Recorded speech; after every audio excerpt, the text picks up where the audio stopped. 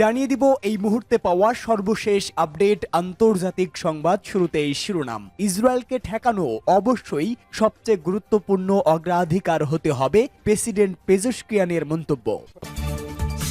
পরেই জানাবো ইসরায়েলের বিরুদ্ধে দীর্ঘকালীন যুদ্ধ করতে প্রস্তুত ইরানের মিত্র হুতিরা। এদিকে আসাদের পতনে ক্রমশ দুর্বল হচ্ছে ইরান, প্রভাব বিস্তারে মরিয়া ইসরায়েল। এরপরেই জানাবো ফিলিস্তিনের পশ্চিম তীরের মসজিদ আগুন দিয়ে পুড়িয়ে দিল ইহুদিবাদীরা।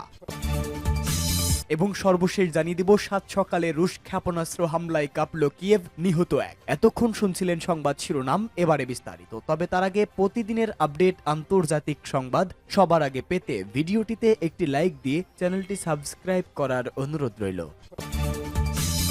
ইসরায়েলকে ঠেকানো অবশ্যই সবচেয়ে গুরুত্বপূর্ণ অগ্রাধিকার হতে হবে, প্রেসিডেন্ট পেজেশকিয়ানের মন্তব্য।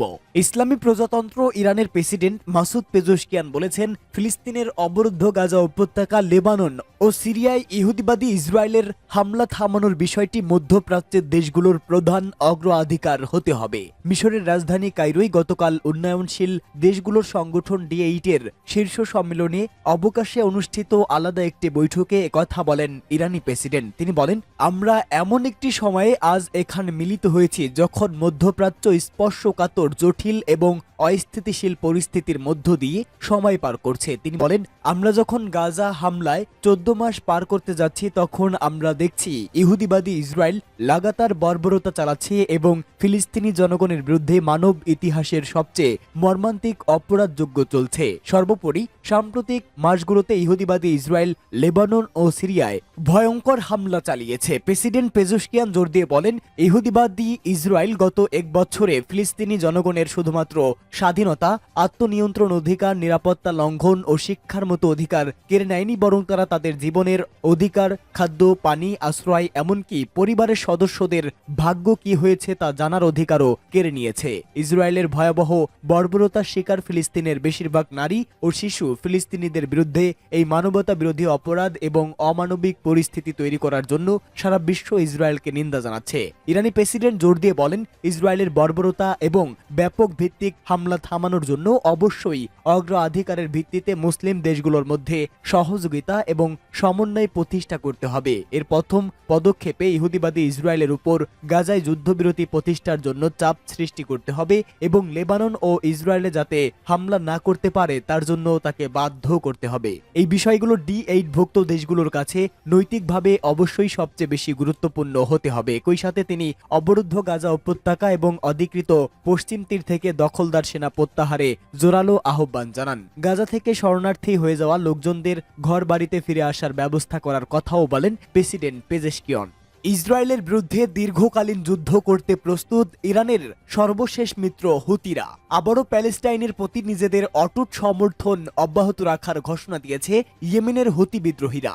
ইসরায়েল প্রসঙ্গে হুতি বিদ্রোহীরা জানিয়েছে, নিজেদের জায়গা থেকে সরে আসার ব্যাপারে অস্বীকৃতি জানিয়ে বলেন, ইসরায়েলকে তারা প্রতিরোধ করবে। হুতি বিদ্রোহীরা স্পষ্টভাবে জানিয়ে দেয় তাদের অভিযান অব্যাহত থাকবে এবং তারা দীর্ঘকালীন যুদ্ধ চালানোর জন্য প্রস্তুত রয়েছে। এদিকে ইয়েমেনের হুতি বিদ্রোহীদের উপর নতুনভাবে নিষেধাজ্ঞা আরোপ করেছে যুক্তরাষ্ট্র।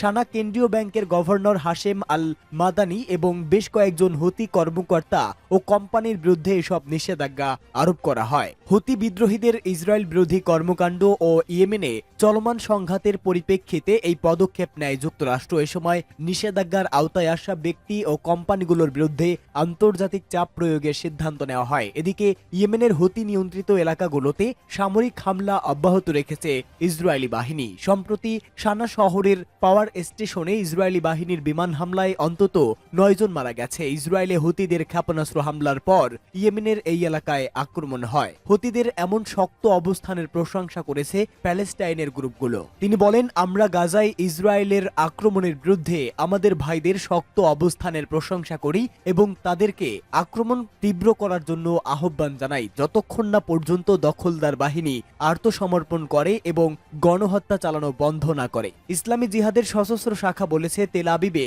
হুতিদের সাহসী ক্ষেপণাস্ত্র আক্রমণ প্রমাণ করে যে প্যালেস্টাইনের লোকজন একা নয়। ইসরায়েলের সাথে হিজবুল্লাহর যুদ্ধবিরতির পর ইরানের অন্যতম এবং সর্বশেষ মিত্র হিসাবে মাঠে রয়েছে একমাত্র হুতিরাই, যারা সরাসরি ইসরায়েলের বিরুদ্ধে লড়াই করছে। আসাদের পতন, ক্রমশ দুর্বল হচ্ছে ইরান, প্রস্তাব বিস্তারে মরিয়া ইসরায়েল। 2024 সালটি ইরানের জন্য বেশি ভালো যায়নি তা বলার অপেক্ষা রাখে না, কেননা মধ্যপ্রাচ্যে দেশটির সহায়তায় গড়ে ওঠা সশস্ত্র গোষ্ঠীকে প্রায় ধরাশায়ী করেছে ইসরায়েল। এই খবর দিয়ে বার্তা সংস্থা রয়টার্স বলেছে, আগামী বছরটি ইরানের জন্য বেশ হিসাব নিকাশের একটি বছর হতে পারে, কেননা চিরশত্রু ইসরায়েল এবং এর প্রধানমন্ত্রী বেনিয়ামিন নেতানিয়াহু তেহরানের জন্য ক্রমশ চিন্তার কারণ হয়ে উঠছে। মধ্যপ্রাচ্যে ইরানের প্রতিপত্তিকে চ্যালেঞ্জ করে নিজেদের ভিত্তি মজবুত করতে প্রস্তুত ইসরায়েলের প্রবীণ নেতা নেতানিয়াহু। ইরানের পারমাণবিক উচ্চ আকাঙ্ক্ষা ব্যর্থ করতে সদা মরিয়া তিনি ও তার দেশ। ফিলিস্তিনের হামাস ও লেবাননের হিজবুল্লাহকে কার্যত দুর্বল করে দিয়েছে ইসরায়েল বলে দাবি নেতানিয়াহুর। এছাড়া সিরিয়ার প্রেসিডেন্ট বাশার আল আসাদ এর পতনের যে সুযোগ সৃষ্টি হয়েছে তা হাতছাড়া করতে চাইবে না নেতানিয়াহু। আসাদের পতন হামাস ও হিজবুল্লাহর শীর্ষ নেতাদের নির্মূল এবং তাদের সামরিক কাঠামো ধ্বংসকে নিজেদের বিজয় হিসেবে দেখছেন ইসরায়েলের প্রধানমন্ত্রী। সিরিয়ার ভূখণ্ড ইরানের জন্য বেশ গুরুত্বপূর্ণ ছিল। গত কয়েক দশক ধরে সিরিয়াতে আসাদ সরকারকে টিকিয়ে রাখতে বেশ তৎপর দেখিয়েছে ইরান ও তার সমর্থক গোষ্ঠীগুলো। কার্যত মধ্যপ্রাচ্যে ইরানের প্রভাব দুর্বল হয়ে পড়ায় সেখানে নতুন রাজনৈতিক শক্তি হিসাবে নিজেদের প্রস্তাব বিস্তার করেছে ইসরায়েল। ফিলিস্তিনের পশ্চিম তীরের মসজিদ আগুন দিয়ে পুড়িয়ে দিল ইহুদিবাদীরা। ইহুদিবাদী ইসরায়েলের অবৈধ বসতি স্থাপনকারীরা অধিকৃত পশ্চিম তীরের উত্তরে মারদা শহরের বারালুন্দিন মসজিদ আগুন দিয়ে পুড়িয়ে দিয়েছে। মসজিদ পোড়ানোর পাশাপাশি হামলাকারীরা দেয়ালে বর্ণবাদী স্লোগান লিখে গেছে। প্রত্যক্ষদর্শীরা জানিয়েছে, একদল বসতি স্থাপনকারী শালফিট শহরের উত্তরে মারদা শহরে হামলা চালিয়েছে এবং বারালুদ্দিন মসজিদে আগুন ধরিয়ে দিয়েছে। আগুনের তীব্রতা এত বেশি ছিল যে আগুন নেভানোর চেষ্টার মধ্যেই মসজিদে অনেক অংশ পুড়ে গেছে। স্থানীয়রা আগুন নেভানোর চেষ্টা করেও ক্ষতি ঠেকাতে পারেনি। প্রত্যক্ষদর্শীরা আরো বলেছেন, ইহুদিবাদী দখলদার সন্ত্রাসীরা মসজিদের দেয়ালে তাদের একটি ধর্মীয় প্রতীক অঙ্কন করে বর্ণবাদী স্লোগান লিখেছে। আরবরা ধ্বংস হোক এই স্লোগানও দেওয়ালে লেখা হয়েছে। ইহুদিবাদী ইসরায়েল মারদা শহরটিকে ঘিরে অবৈধ বসতি স্থাপন করেছে এবং ফিলিস্তিনিদের এই শহরটিকে চারদিক থেকে কাঁটাতার দিয়ে অবরুদ্ধ করে রেখেছে। শহরে প্রবেশের জন্য যে প্রবেশ পথ রাখা হয়েছে সেটাও গত বছরের 7 অক্টোবর থেকে প্রায় সময় বন্ধ রাখা হচ্ছে। সেখানকার অধিবাসীরা কার্যত বন্দী জীবন কাটাচ্ছে। সাত সকাল রুশ ক্ষেপণাস্ত্র হামলায় কাঁপল কিয়েভ, নিহত এক।